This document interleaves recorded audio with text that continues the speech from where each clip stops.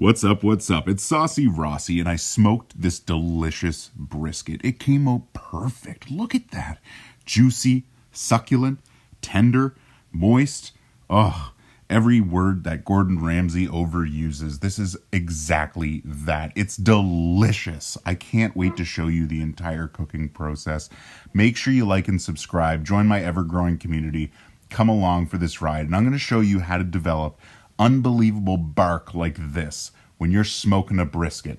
Oh, just look at that. It's a 10 out of 10.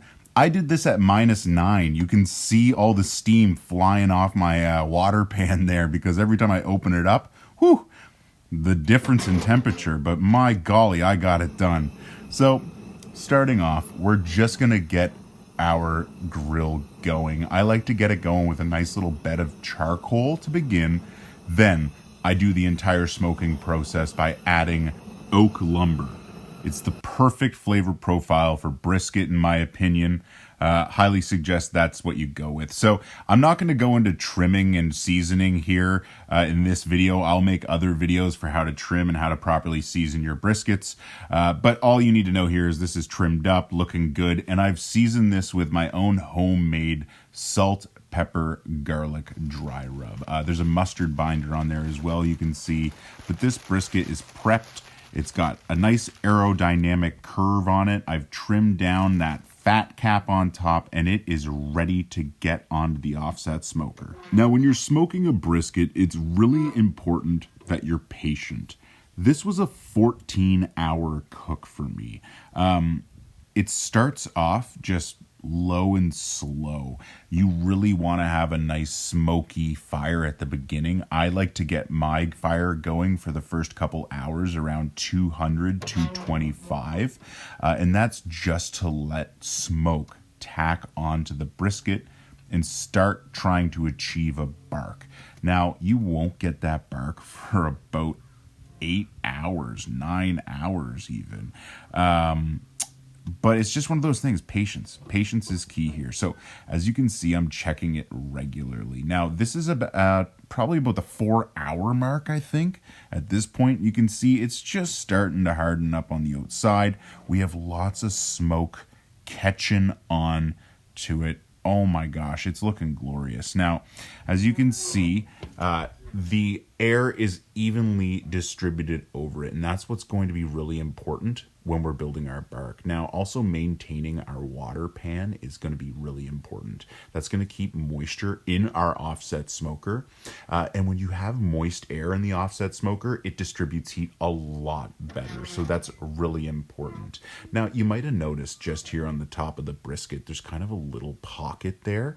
It looks like there's a little bit of liquid. I've been regularly emptying that. Yeah, right there, front and center. I've been just kind of picking the brisket up by its side and tipping it to let those juices run off. If you let juices pool there regularly, it will end up kind of breaking apart that bark that you've been developing. And, you know, when you're doing this over 14 hours, it's really important you pay full attention. This is one of those cooks that you have to do all the steps right for it to come out perfect. So about every 25 minutes, 30 minutes or so, I'd come out, make sure there wasn't anything pooling, and if there was any pooling, I'd simply pick it up from the side and let it drip off over and just make sure it didn't have a pool of any fat there, any tallow.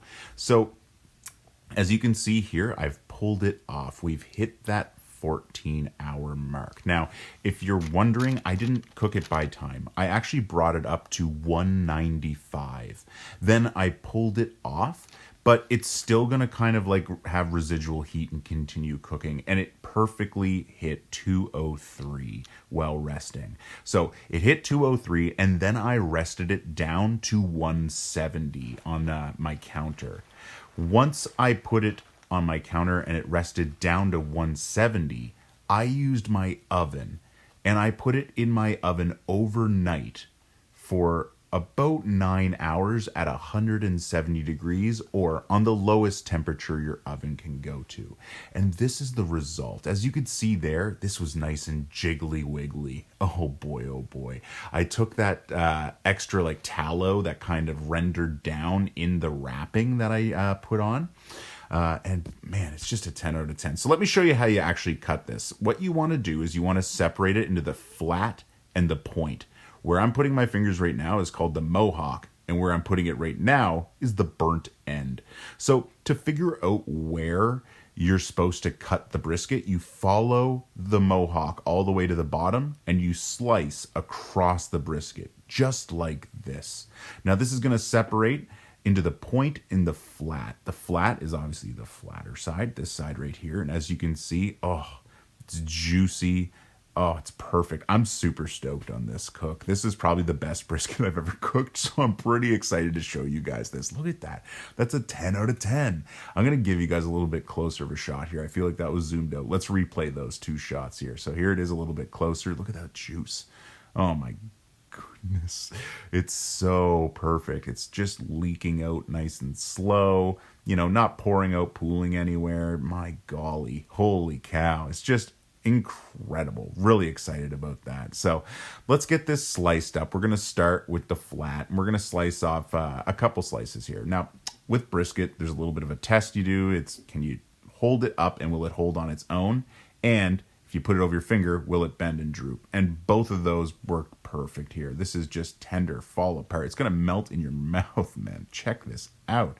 Oh, just a nice little slight tug and boom, perfect. This is perfection for barbecue. I'm actually really stoked on the results here. Really proud of myself. So really happy I'm able to share this with you guys. And I'm really honing in on that SPG right now, my homemade version of it. Who knows, maybe one day you'll actually see it available. But for now, I'm really trying to get that perfection SPG for briskets. You know, when you're smoking a brisket, it's really important that you have nice, you know, thick cut dry rub. You really want there to be stuff for that smoke to tack onto. And as you can see, as I'm slicing into that little ring, that pink ring around the outside, oh, it's just a 10 out of 10. Look at this. It's so tender. It's just falling apart. Oh, I'm really excited when you get a brisket cooked perfectly like this. It's so good. There's so many opportunities. I made a bunch of different meals with this. I think I made tacos. I made sliders. I just plated this up with a simple dinner. I'll show you that one at the end. But keep your eye out. I'm going to make another video on the different things you can like make with a brisket. Anyway, so I'm slicing off the burnt end. This is probably the most sought after piece, in my opinion, of all of barbecue. This is the best bite in barbecue. You might see people being like, oh, look at this viral video. It's the best bite in barbecue. No, they're wrong. It's burnt ends from a brisket. This is what you want if you are ever near a brisket. Trust me. If you know about this, let me know in the comments below. Just tell me how much you love burnt ends. Holy. So we've got the point here, and you slice the point this way, kind of like lengthways, opposite the way we were cutting the flat. That's really important here. The grain, the muscle grain, runs differently. So it's really important to make sure you're cutting it so you get that perfect, simple barbecue bite. I didn't really have it fully in frame here, but as you can see, just jiggling this and stuff's falling apart, falling right off. Oh man, I gotta cook brisket more often. If you have any suggestions on maybe a way I can cook this a little bit better too, please let me know in the comments below. I'm always game to hear other people's experiences. And yeah, just look at that droop right over. This was just a 10 out of 10. Now, I didn't really give you the measurements of this brisket. I think this was like an 8.5 pound brisket that I got. I got it for like $65 at the grocery store. That's why I ended up buying it. I couldn't pass up the deal. I actually got $20 cash back to that store. So technically it's like a $40 brisket. It was awesome. I'm psyched about that. Hey, you can't beat a reasonably priced brisket, especially in 2025. I mean, my lifting. So here are the last couple of pieces that I'm cutting off this brisket to show you guys. And honestly, I think they are some of the juiciest and most glorious looking pieces of brisket I've ever seen. Just look at that. The smoke ring is developed on it. The muscle fiber is melted down. I'm speechless. I'm stuttering here. Anyway, thanks for watching, everyone. This is how I plated it up with some sweet potato and a nice salad. So thanks for watching. Make sure you like and subscribe. Check out my other cooking videos. If you want to see me cook anything specific, please let me know in the comments below. Take care, stay safe, and I hope you have a wonderful day.